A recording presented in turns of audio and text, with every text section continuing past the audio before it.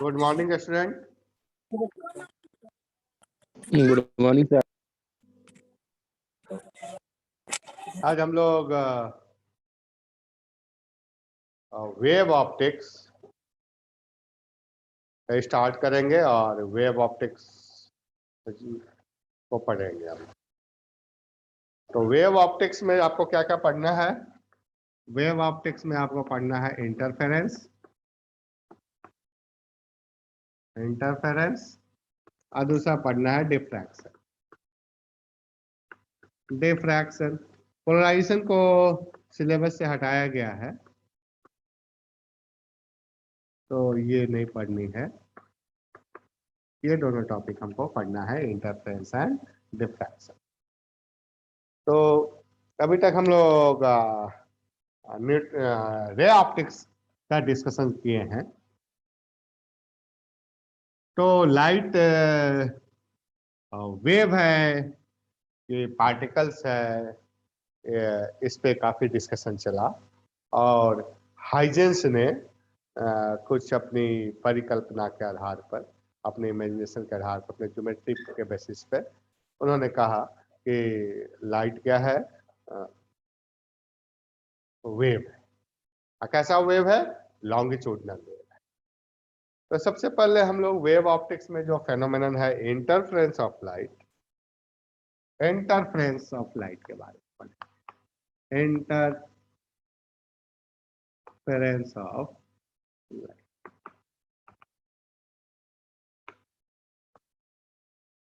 तो interference of light क्या है? इंटरफेरेंस ऑफ लाइट कह रहा है कि दो लाइट वेव, एक लाइट वेव इधर से आई और दूसरी लाइट वेव इधर से आई और यहाँ पे टक्कर मार दी, दोनों यहाँ पे सुपरपोज हो गया, टक्कर हो गया। तो लाइट की इंटेंसिटी बढ़ेगी कि घटेगी कि क्या होगी, ये जो फेनोमेनन है, इसी फेनोमेनन को हम लोग कहते हैं interference of light. Interference of light क्या है? Distribution of light energy due to superposition of two और मोर वेव। जब दो लाइट वेव या दो से ज्यादा लाइट वेव आकर कहीं पे टक्कर मार रही है, तो वहां पे लाइट एनर्जी रीडिस्ट्रीब्यूट होगा। वो लाइट एनर्जी बढ़ेगी, घटेगी, तो बढ़ भी सकती है, घट भी सकती है। ये डिपेंड करेगा कि आकर वो टक्कर कैसे मार रहा है एक दूसरे से। तो ये रीडिस्ट्रीब्यूशन ऑफ जो एनर्जी है, रीडिस्ट्रीब्यूशन ऑफ जो इंटेंसिटी ऑफ लाइट है, इसी फेनोमेनन को हम लोग कहते हैं interference of light. Interference of light क्या है? आप लोग ऐसे लिख सकते हैं, redistribution of light energy due to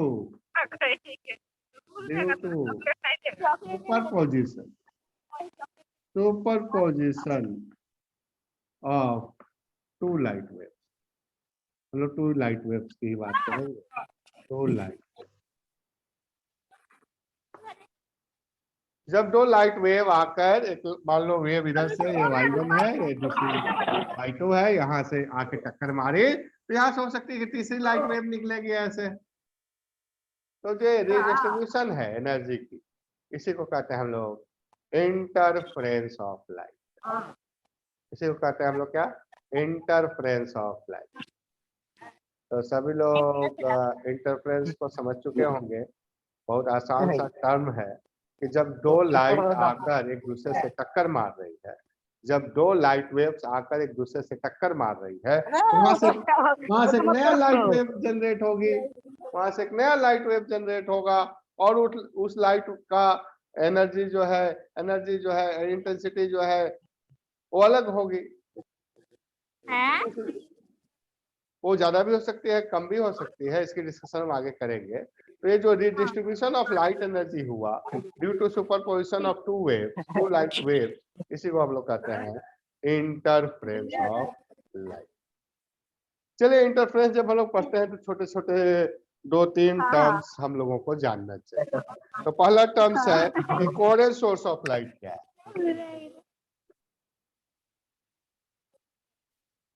coherent source of light. अब coherent source of light किसको कहेंगे? coherent, एक जैसा, कैसा होना चाहिए? एक जैसा होना चाहिए।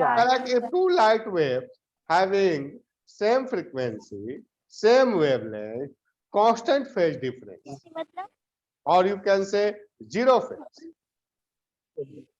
तो उसको कहेंगे कोहेरेंट। क्या होना चाहिए?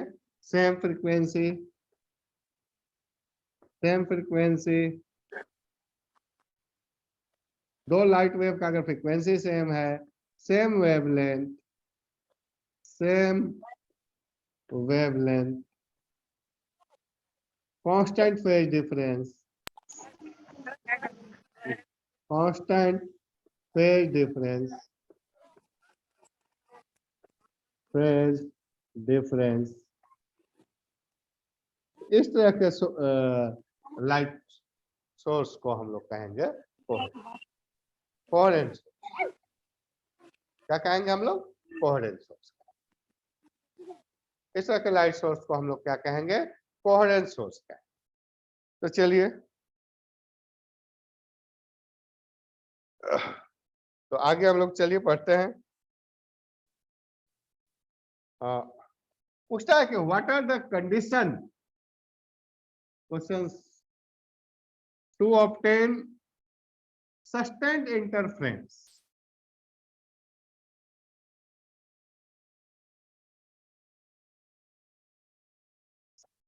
condition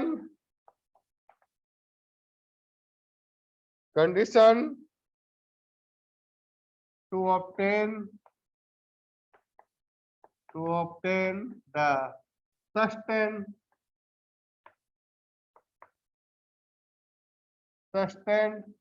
interference,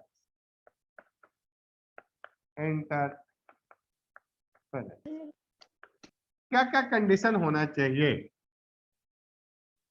तो पहला कंडीशन होना चाहिए two sources must be coherent, must be coherent. अभी मैंने बताया कि भाई सेम फ्रीक्वेंसी होना चाहिए, सेम वेवलेंथ होना चाहिए, कांस्टेंट फेज डिफरेंस होना चाहिए। और दूसरा कहता है कि the amplitude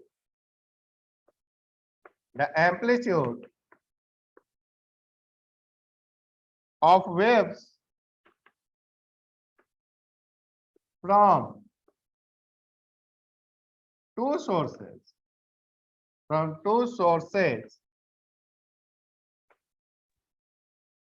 should be equal, equal होना चाहिए दोनों का एम्पलीट्यूड। और दूसरा है द टू सोर्सेस, जो दो सोर्स से लाइट आ रही है, the two sources must lie very close to each other, very close to each other। याद रखेंगे। And last,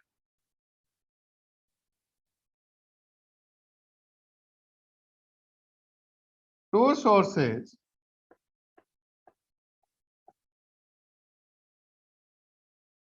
should be very near।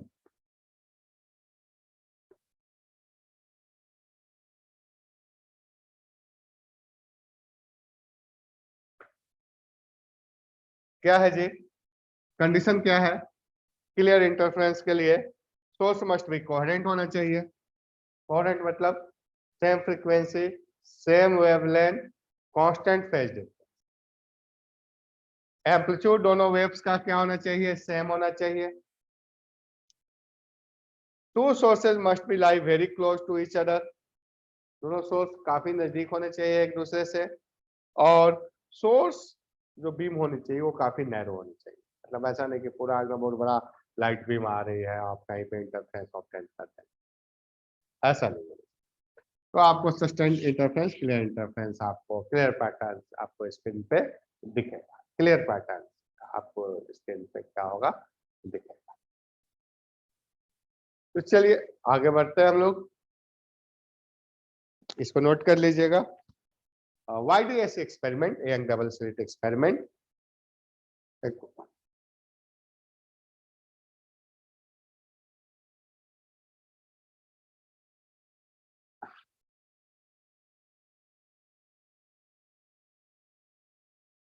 मेरे पास एक क्वेश्चन है, लिखेंगे सभी लोग क्वेश्चन कि in Young double slit experiment,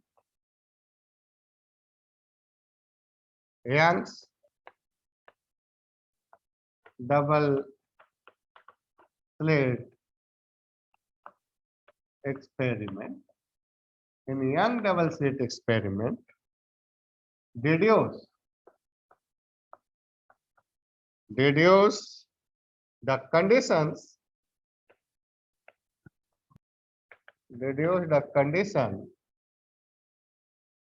for constructive and destructive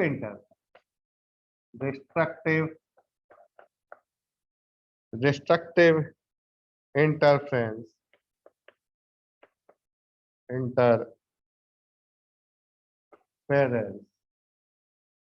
at a point.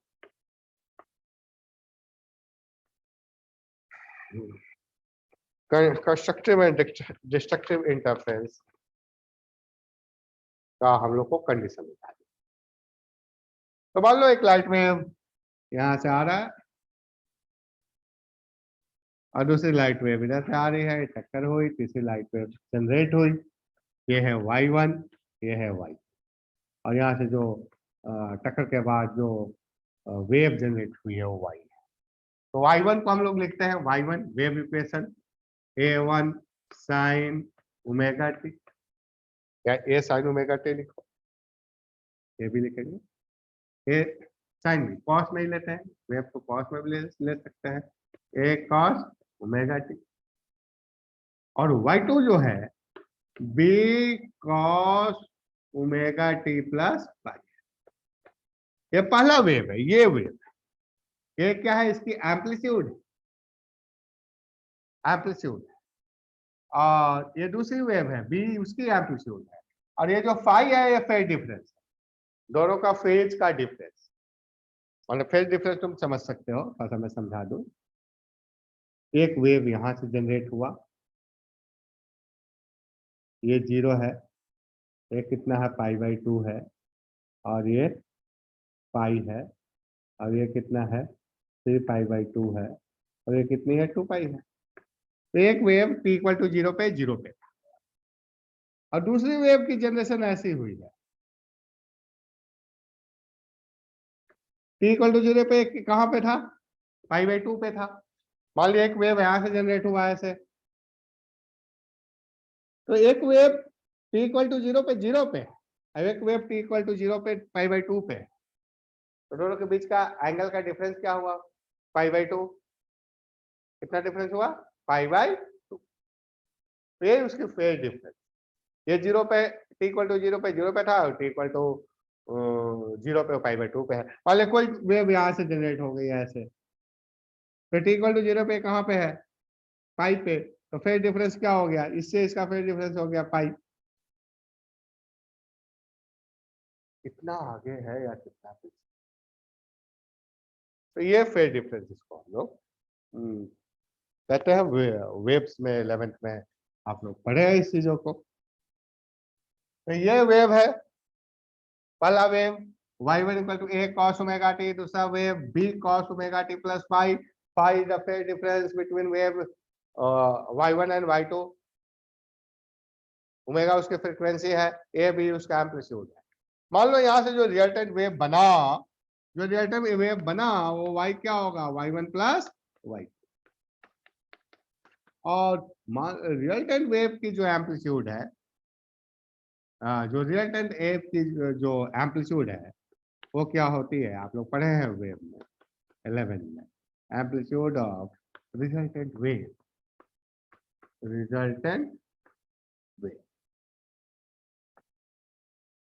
तो एम्पलीट्यूड ऑफ रिजल्टेंट वेव जो होगा, मान लो आर का है उसको, या ए कह दिए, बड़ा ए कह दिए, ये हो गया under root a square plus b square plus 2ab cos phi. पहला वेव का एम्पलीट्यूड का स्क्वायर, दूसरे वेव का एम्पलीट्यूड का square plus 2ab cos phi. ये रिजल्टेंट वेव की एम्पलीट्यूड हो गई, मतलब इसकी एम्पलीट्यूड हो गई। मान लो ये वेव इक्वेशन मैंने लिख दिया a cos omega T plus delta.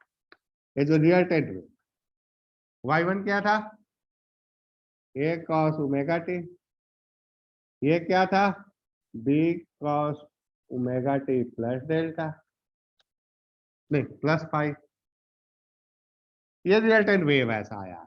ये जो रिजल्टेंट वेव की जो एम्पलीट्यूड है, ये रिजल्टेंट वेव की जो एम्पलीट्यूड है उसका फॉर्मूला क्या है, अंडर रूट, हम लोग SHM में जब पढ़ाया हूँ 11th में तो इसको बताया हूँ, a equal to under root a square plus b square plus 2ab cos phi.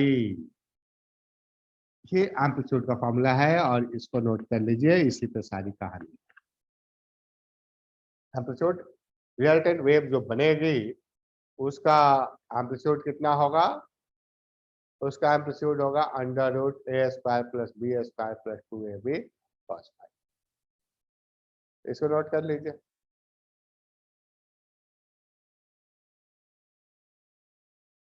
चलिए, आपने एक रिलेशन देखा, आपने क्या रिलेशन देखा है कि जो इंटेंसिटी है, intensity directly proportional to amplitude का square. Intensity directly proportional to amplitude square, मतलब I proportional to A square, ऐसा I इक्वल टू के स्क्वायर ऐसा लिख सकते हैं। Intensity directly proportional to amplitude square,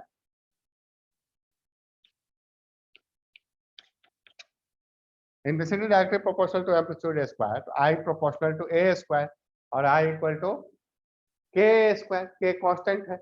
तो देखो, तो इस फॉर्मूले से हम रिलेट करके कुछ इंटेंसिटी का फॉर्मूला निकालने वाले हैं। कुछ फॉर्मूला हम लोग निकाल,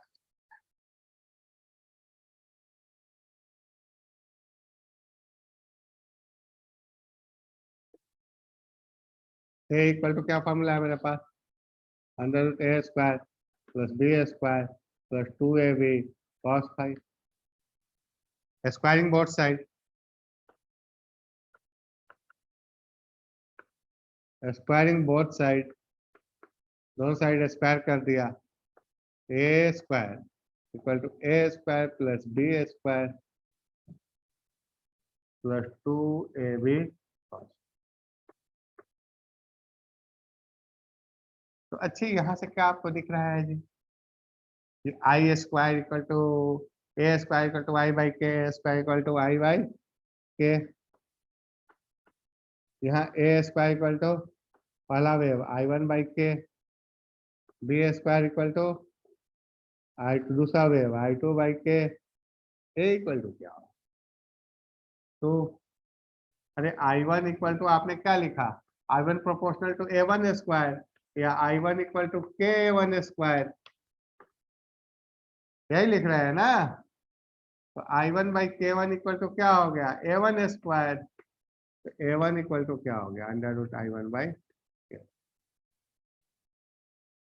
intensity directly proportional to amplitude square, intensity directly proportional to amplitude square. तो I1 proportional to A square या I1 इक्वल टू K1 के A1 square, I1 by K1 नहीं, I1 by K equal to A1 square या I1 equal to under root I1 by K1। तो यहाँ पे रख दिया मैंने under root I1 by A और उसका ले लिखते I2 बाई K और ये हो गया कॉस।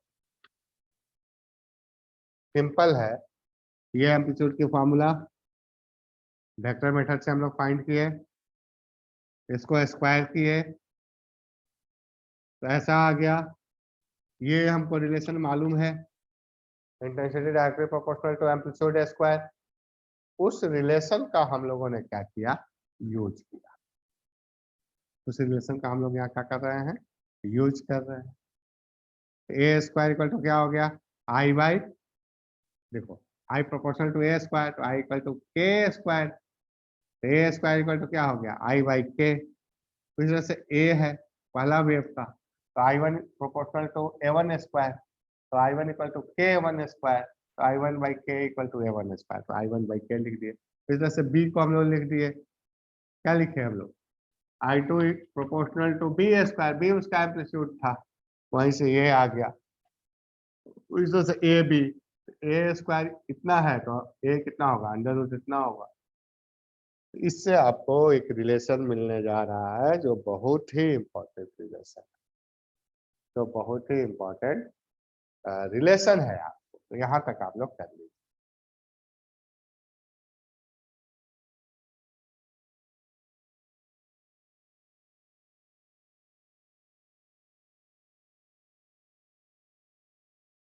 तो के कैंसिल हो गया, मतलब रिजल्टेंट वेव की जो इंटेंसिटी होगी वो I1 plus I2 plus 2 under root I1 I2 cos phi।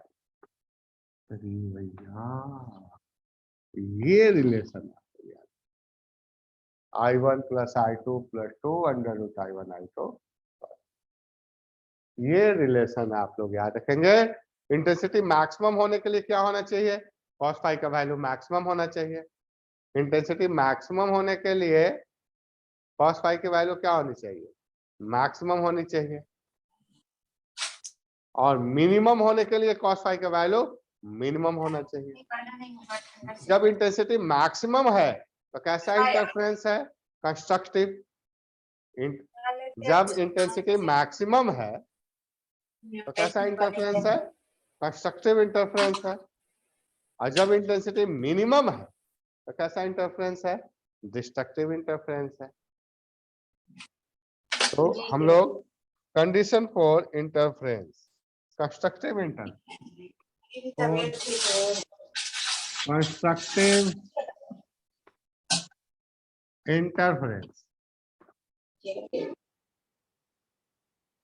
For constructive interference cos phi क्या होना चाहिए, मैक्सिमम होना चाहिए, मतलब 1 होना चाहिए। cos phi की वैल्यू क्या होनी चाहिए, मैक्सिमम, मैक्सिमम होना चाहिए।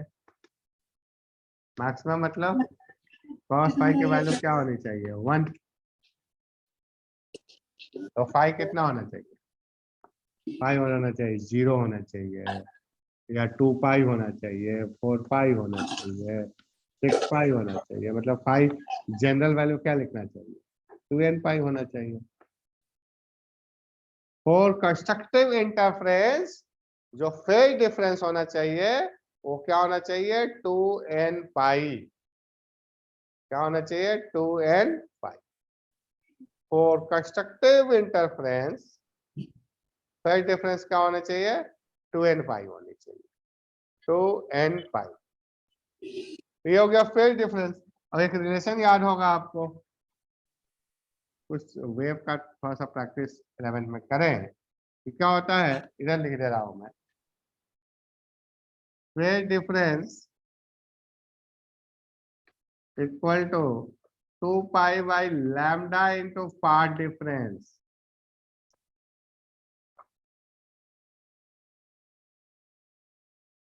Phase difference equal to 2 pi by lambda into path difference.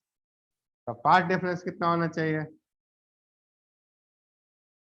Path difference होना चाहिए phase difference into lambda by 2 pi. तो कंस्ट्रक्टिव इंटरफेरेंस का फेज डिफरेंस इतना होना चाहिए, ये फेज डिफरेंस।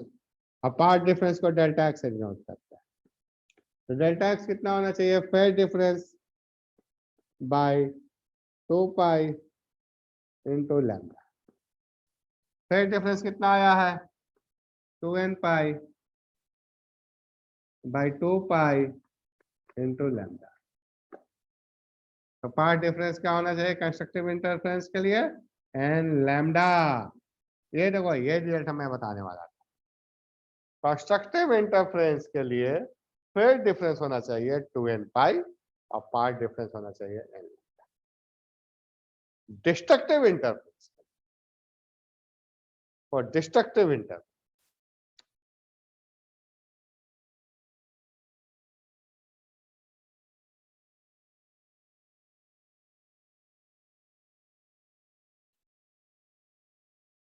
डिस्ट्रक्टिव इंटरफेरेंस सुनना ध्यान से, पेशेंस रखिए। Destructive inter inter destructive interference से आई का वैल्यू मिनिमम होना चाहिए। मिनिमम होने के लिए cos फाई का वैल्यू क्या होना चाहिए? मिनिमम होनी चाहिए। डिस्ट्रक्टिव इंटरफेरेंस के लिए आई का वैल्यू क्या होना चाहिए? मिनिमम होनी चाहिए। मिनिमम होनी चाहिए। अब मिनिमम के लिए क्या होना चाहिए? cos फाई का वैल्यू मिनिमम होना चाहिए। cos फाई क्या होना चाहिए? मिनिमम। मिनिमम मतलब मिनिमम कितना हो सकता है? -1। तो फाइव -1 किसका वैल्यू होगा? पाई 3 पाई 5 पाई, ये सब का वैल्यू क्या होगा? -1 होगा। तो हम लोग क्या लिख सकते हैं? पाई कितना होना चाहिए? 2n-1 पाई। n की वैल्यू 1 1 2 3 एंड सो n का वैल्यू 1 बैठाएगा 2 - 1 पाई आएगा, 2 बैठाएगा 3 पाई आएगा, 3 बैठाएगा 5 पाई आएगा। ये फेज डिफरेंस होना चाहिए डिस्ट्रक्टिव इंटरफेरेंस के। डिस्ट्रक्टिव इंटरफेरेंस के लिए ये फेज डिफरेंस, ये क्या होना चाहिए? Phase difference. पार्ट डिफरेंस कितना होना चाहिए जी? तो पार्ट डिफरेंस इक्वल टू क्या हो गया? Phase phase difference into lambda by 2 pi. तो कितना होना चाहिए? Phase difference 2n-1 pi lambda by 2 pi. तो ये पार्ट डिफरेंस होना चाहिए डिस्ट्रक्टिव इंटरफेरेंस के लिए 2n-1 लैम्डा बाई। ये क्या होना चाहिए आपको? पाथ डिफरेंस होना चाहिए, मतलब दो वेव के बीच का जो पाथ है उसका डिफरेंस होना चाहिए डिस्ट्रक्टिव के लिए 2n-1 लैम्डा बाई। और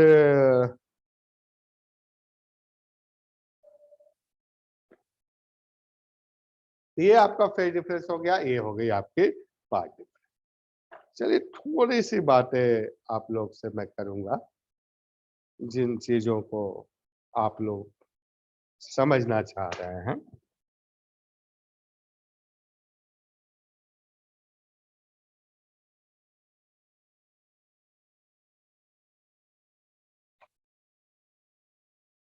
ये देखो मैंने क्या बताया? वेव का थोड़ा सा आप लोग कॉन्सेप्ट को सीख लें। ये एक वेव है,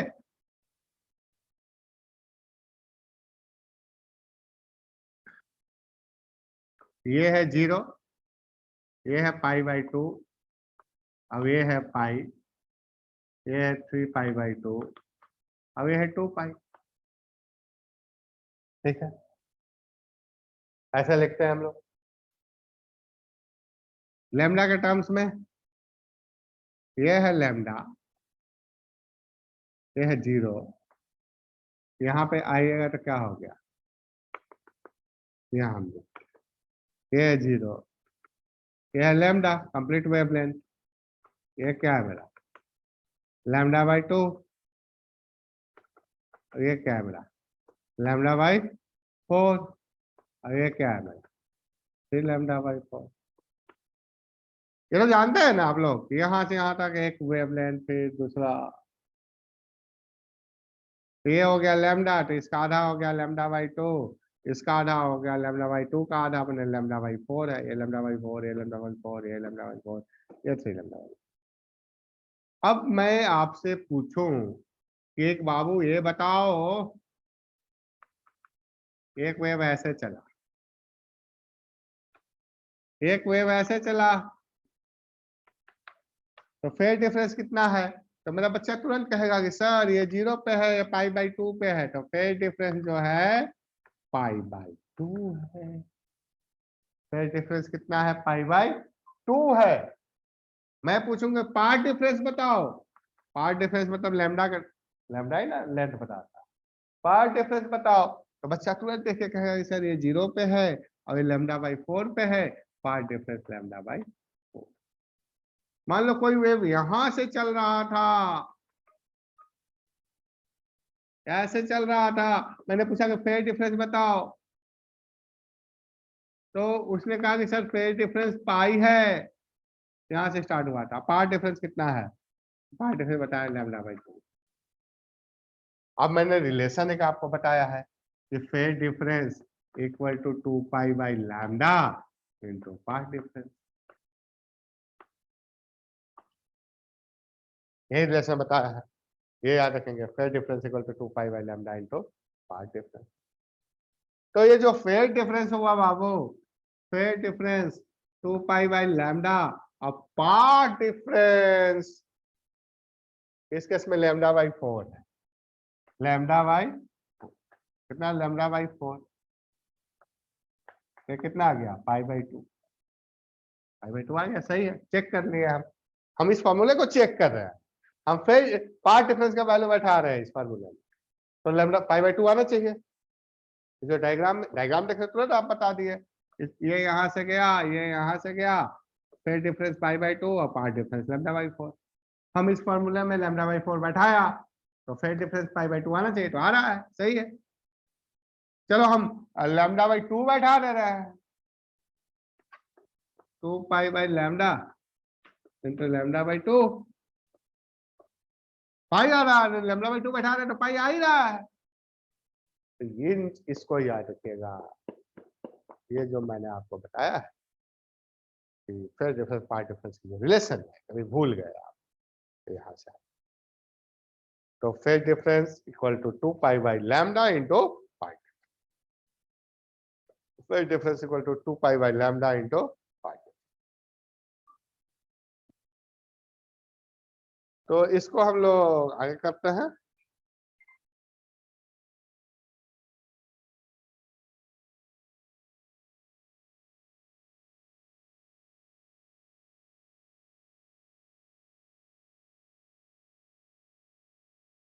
अब मैंने क्या कहा कि कोई लाइट वेव है, कोई लाइट वेव है, उस वेव का इक्वेशन क्या होगा?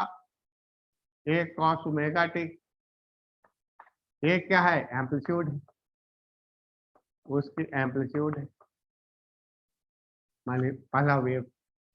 तो इंटेंसिटी क्या होता है? मैंने आपको ये बताया कि इंटेंसिटी जो है वो डायरेक्टली प्रोपोर्शनल टू एम्पलीट्यूड का स्क्वायर है, जितना ज्यादा एम्पलीट्यूड उतनी ज्यादा इंटेंसिटी, मतलब I proportional to A square. ये याद रखिएगा आप लोग, क्या I equal to K, proportionality को हटा है, के स्क्वायर।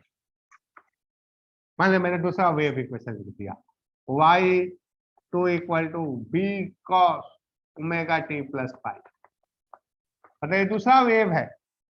पाई क्या है? इस दोनों के वेव का फेज डिफरेंस है, वो फेज डिफरेंस हो सकता है t इक्वल टू 0 पे 0 पे है, और t इक्वल टू 0 पे π/2 पे होगा, तो पाई की जगह पे क्या लिखेंगे? π/2, पाई पे होगा तो पाई, π/4 पे होगा तो π/4, तो ये फेज डिफरेंस। तो यहाँ पे इसकी जो इंटेंसिटी होगी, इसकी जो इंटेंसिटी होगी, मान लीजिए इसकी इंटेंसिटी है, इसकी इंटेंसिटी आई डैश से हम नोट करें, कुछ भी नाम ले लिया, तो I dash proportional to B square या I dash equal to K B square. तो यही सारे काम तो हम कर रहे थे। अब मैंने कहा कि दोनों वेव टक्कर मार दिया, y1 और y2 आया और यहाँ पे क्या किया? टक्कर मार दिया, y1 y2 टक्कर मार दिया, नया वेव बन गया। ऐसे थोड़ी वेव, ये y बन गया नया वेव। तो नई वेव का अगर एम्पलीट्यूड ए हो गया, मतलब जो नया वेव बना उसका एम्पलीट्यूड ए हो गया, कैपिटल ए, और उसका जो फेज डिफरेंस हो गया वो डेल्टा। जो नया वेव जनरेट हुई उसका जो एम्पलीट्यूड हो गया कैपिटल ए हो गया। तो कैपिटल ए जो हो गया, तो उसका जो कैपिटल ए कैसे निकलेगा ये, तो कैपिटल ए निकालने के लिए मैंने फैक्टर मेथड से फॉर्मूला को क्लास 11 में डिराइव किया है, a square plus b square plus 2ab cos phi. ये एम्पलीट्यूड निकालने के फॉर्मूला है। ये क्या है आपके एम्पलीट्यूड फाइंड करने के फॉर्मूला। इससे आप लोग क्या करेंगे, एम्पलीट्यूड फाइंड। और इसी के हेल्प से मैंने रिजल्टेंट वेव की इंटेंसिटी की फॉर्मूला निकाली है, I1 plus I2 plus 2 under root I1 I2 cos phi. ये फॉर्मूला हम लोग इसके हेल्प से। और फिर मैंने क्या बताया कि भैया कंस्ट्रक्टिव मतलब जहां इंटेंसिटी ज्यादा, डिस्ट्रक्टिव जहां इंटेंसिटी कम, ज्यादा होने के लिए cos फाई का वैल्यू मैक्स ज्यादा होना चाहिए, मैंने ज्यादा मैक्सिमम तो 1 हो सकता है। तो यहां से कंस्ट्रक्टिव इंटरफेरेंस का कंडीशन आया, दो तरह का इंटरफेरेंस आया, कंस्ट्रक्टिव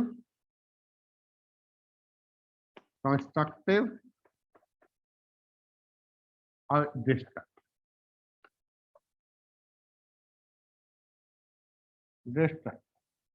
तो अभी आप लोगों को हम बताए थे कि कंस्ट्रक्टिव कितना है, डिस्ट्रक्टिव कितना है।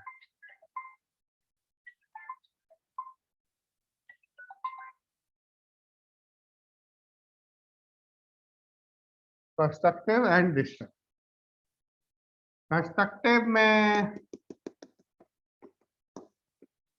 कंस्ट्रक्टिव में फाई का वैल्यू क्या बताए थे, 2n पाई आया था इसके हेल्प से, अपार्ट डिफरेंस एन लैम्डा। और डिस्ट्रक्टिव में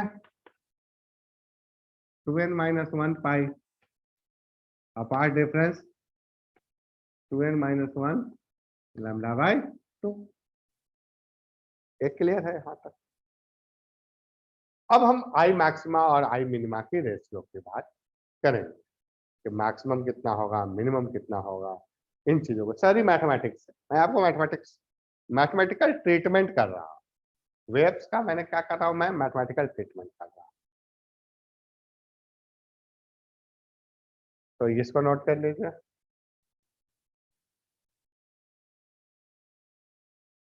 अब चलिए मैक्सिमम कितनी हो सकती है।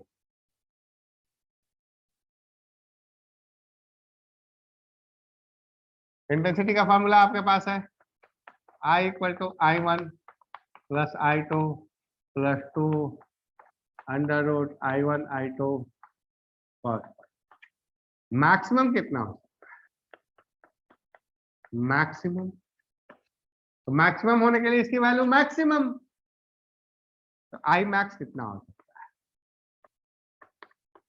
I1 plus I2 plus 2 under root I1 I2। अब इसकी वैल्यू मैक्सिमम कितनी, 1।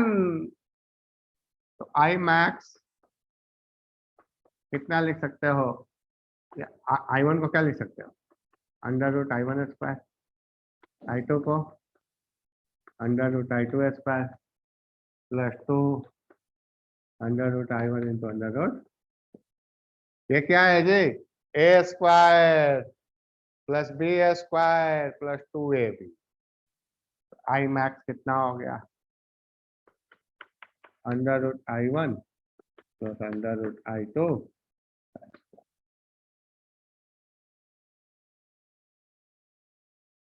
मिनिमम होने के लिए इसकी वैल्यू मिनिमम होनी चाहिए कितने, -1। मिनिमम तो -1 हो सकता है, मिनिमम होने के लिए इसकी वैल्यू कितनी होनी चाहिए, मिनिमम होनी चाहिए और -1 होनी चाहिए। आई मिनिमा ये हो गया I1 प्लस I2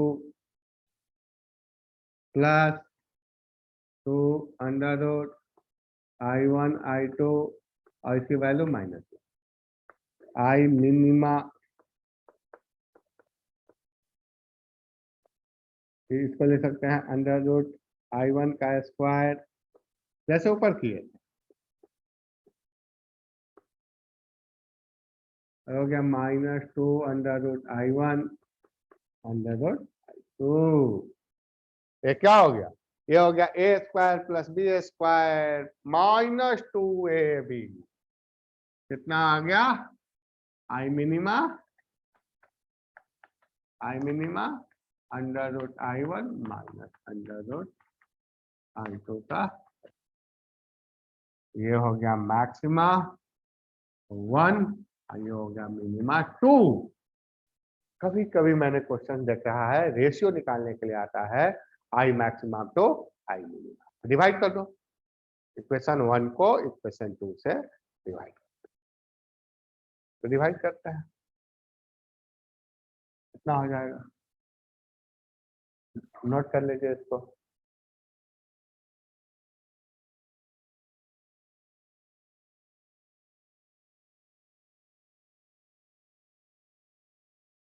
ये स्कूल कौन सा ऑन करके बैठे हुए हैं जी?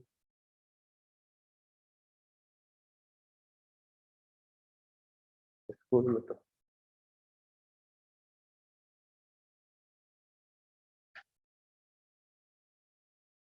आई मैक्सिमा टू आई मिनिमा कितना हो गया, I maxima to I minima under root I1 plus under root I2 by under root I1 minus I2 square में जे, ऐसा हो गया। अंडर रूट I1 को क्या लिख सकते हैं A1, अंडर रूट I1 को क्या लिया, I proportional to A square, या under root I equal to proportional to A1, ऐसा ना, A स्क्वायर I का प्रोपोर्शनल है तो अंडर रूट I किसका, A का प्रोपोर्शनल होगा, तो इसको हम लोग ऐसे ही लिख सकते हैं। ये हो गया A1, ये हो गया A2, A2 मतलब क्या हो, दूसरे वेव का एम्पलीट्यूड, और ये हो गया A1 और ये हो गया, या ए बी लिखे थे ना हम लोग तो ए बी लिखते आए हैं, ए प्लस बी ए माइनस, ऐसा। ए क्या है, पहला वेव का एम्पलीट्यूड है, बी क्या है, दूसरे वेव का एम्पलीट्यूड है। Intensity proportional to amplitude square, amplitude under root intensity का प्रोपोर्शनल होगा, तो इस टाइप से हम लोग, तो कभी कभी क्वेश्चन दिए रहेंगे एम्पलीट्यूड का रेशियो दिया रहेगा या इंटेंसिटी का रेशियो दिया रहेगा और आपको फाइंड करना रहेगा आई मैक्सिमा तो आई मिनिमा, तो इस टाइप से क्वेश्चन हम लोग बनाते हैं। तो हम लोग अगले क्लासेज में इसके क्वेश्चंस जो है आपको उसको बनाएंगे, तो ये सारे फॉर्मूला आप लोग याद रखें, ये सारे फॉर्मूला हम लोग नेक्स्ट क्लास में हम लोग यूज करेंगे। तो ये सारे पॉइंट्स को आप लोग नोट कर लें और करते रहिए, पढ़ते रहिए। बाकी जो भी कंफ्यूजन है आप पूछ सकते हैं, आप वहां से पूछ सकते हैं, आपको अगर कोई कंफ्यूजन है तो। ठीक है, तो फिर ओके, थैंक यू।